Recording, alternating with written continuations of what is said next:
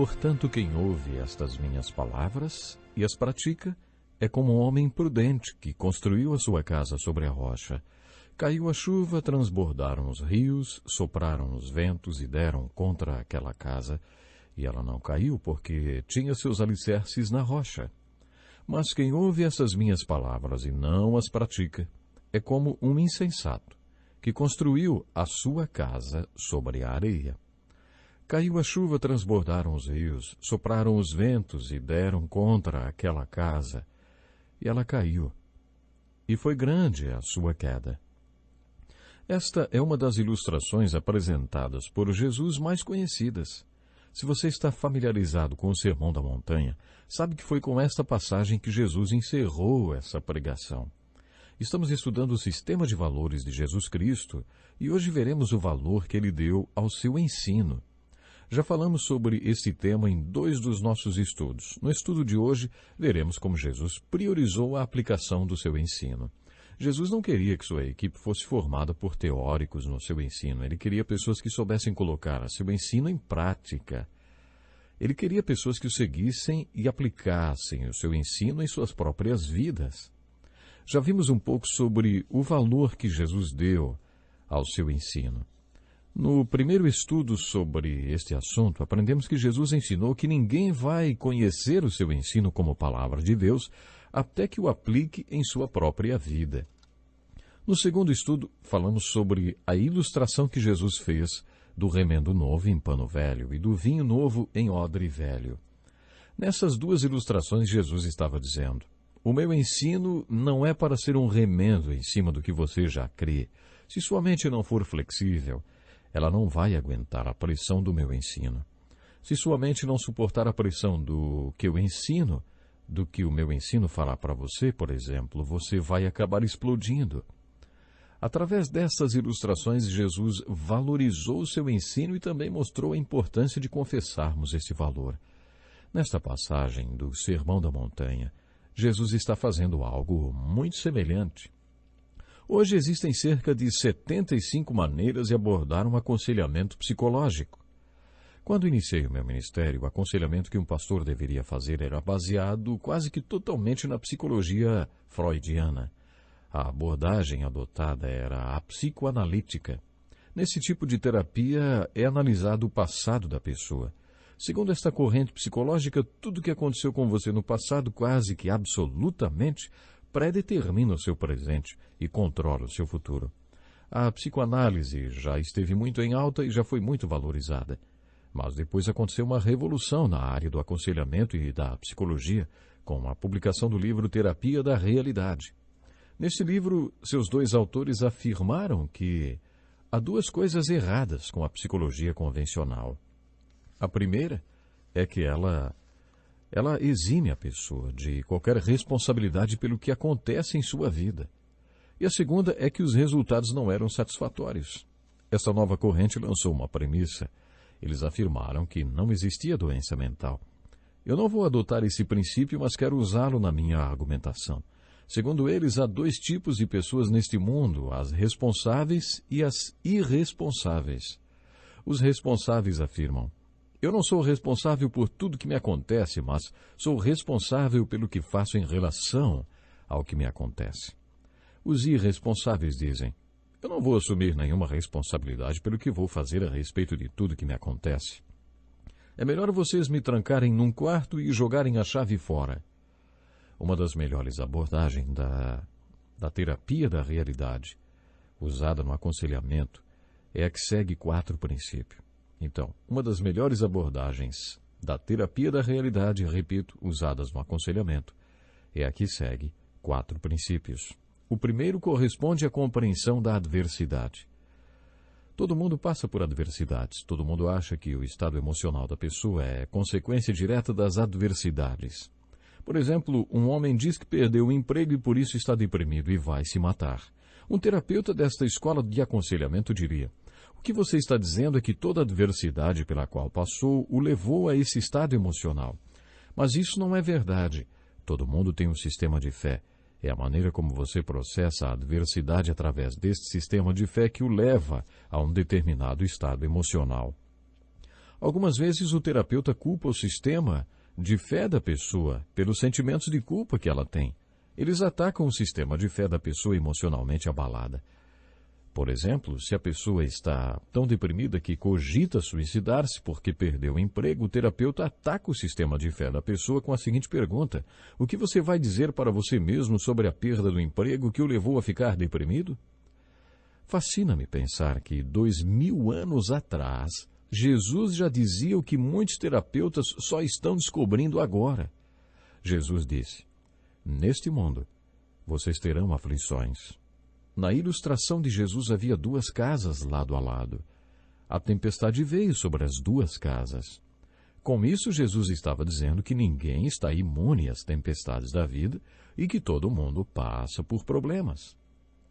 Ele também estava deixando bem claro que as consequências das tempestades sobre as duas casas não foram determinadas pela tempestade em si. Uma das casas tinha fundamentos, a outra não. Os fundamentos da casa não se abalaram, não apenas porque houve compreensão do ensino de Jesus, mas, essencialmente, porque houve aplicação desse ensino. O homem que ouviu o ensino de Jesus e o praticou é como o homem cuja casa aguentou firme na tempestade. A adversidade o abateu, mas não o fez cair, porque ele tinha fundamentos no ensino de Jesus. Em outras palavras, o homem tinha um sistema de fé baseado no ensino de Jesus e aplicou este sistema de fé em meio à adversidade. O homem que caiu também passou pela adversidade. A razão por que sua casa caiu foi porque ele não tinha um sistema de fé. Isso era o que Jesus estava dizendo e é o que vai ao encontro do que os psicólogos estão dizendo hoje em dia. A adversidade não é a responsável direta pelas consequências emocionais da pessoa. As consequências da adversidade dependem do sistema de fé que a pessoa tem.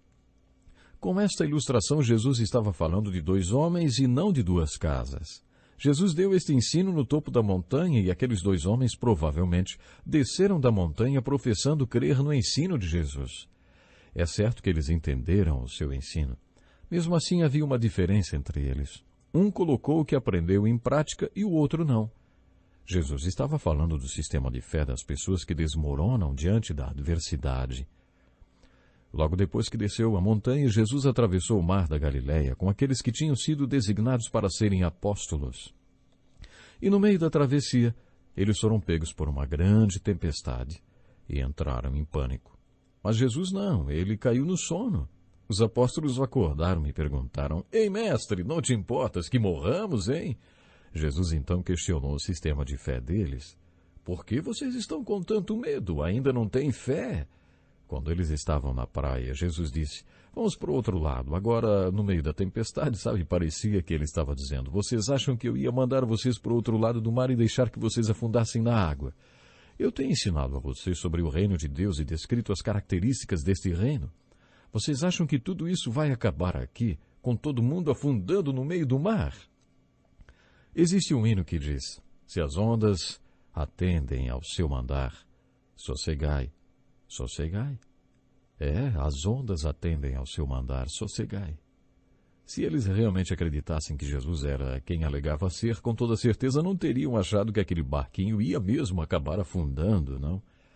Mas eles estavam passando por uma adversidade e, bem no meio dela, não puseram em prática aquilo que criam. O que Jesus fez foi desafiar o sistema de fé deles. Desta forma, ele mostrou quanto valorizava o seu ensino. Quando Jesus concluiu o seu ensino no alto da montanha, ele quis deixar bem claro que ninguém está imune à adversidade.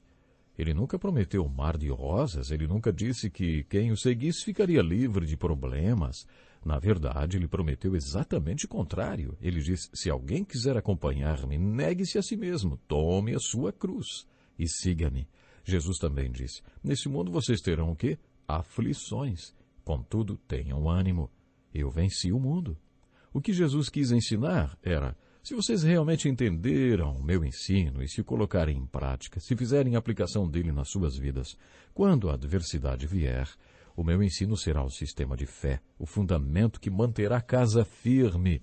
Vocês se manterão firmes quando vierem as tempestades e ventanias da vida. Jesus também estava fazendo um alerta, como fez quando falou do vinho novo no odre velho. Ele estava dizendo: Você pode até conhecer o meu ensino e pode crer que ele vem de Deus, mas se você não o colocar em prática e não aplicá-lo em sua vida, se ele não se tornar o seu sistema de fé, sobre o qual você lançará os fundamentos da sua vida, então ele não fará nenhuma diferença para você. Jesus estava dizendo que seu ensino é o sistema de fé que nos manterá firmes diante de todas as adversidades que assolam as nossas vidas. O que Jesus estava dizendo era que não importa quais sejam as adversidades, se você entender, obedecer, crer e aplicar o seu ensino, terá um fundamento que o manterá firme, independentemente de qual seja a adversidade que você venha enfrentar. Nesta passagem de Mateus, capítulo 7, versículos 24 a 27, Jesus valorizou o seu ensino. E você, hein? Você já confessou que o ensino de Jesus tem o mesmo valor para você que tem para ele? Esse ensino é o fundamento da sua vida? Ele é o sistema de fé que o manterá firme durante todas as adversidades que você possa vir a enfrentar durante a vida? Isso é algo muito sério e em todos os programas nós temos perguntado, será que você realmente tem os valores de Cristo na sua vida? Será que você tem aprendido a valorizar corretamente tudo que o Senhor Jesus Cristo valorizou? A forma como Ele valorizou as coisas. Isso é algo muito sério, sabe? E nós estamos tendo essa oportunidade maravilhosa de estudarmos o sistema de valores de Cristo, sabe? E hoje tivemos a oportunidade aí de mais uma vez ver o valor que o Senhor Jesus deu ao seu ensino. Você que me ouve nesta hora, parabéns por estar acompanhando o nosso programa. Você está valorizando o ensino da Palavra de Deus, está valorizando o ensino de Jesus, e isto é muito importante. Vai dar estrutura para você atravessar as tempestades e a sua casa não vai desmoronar de forma alguma. Pense nisso, Deus lhe abençoe. Até o próximo programa.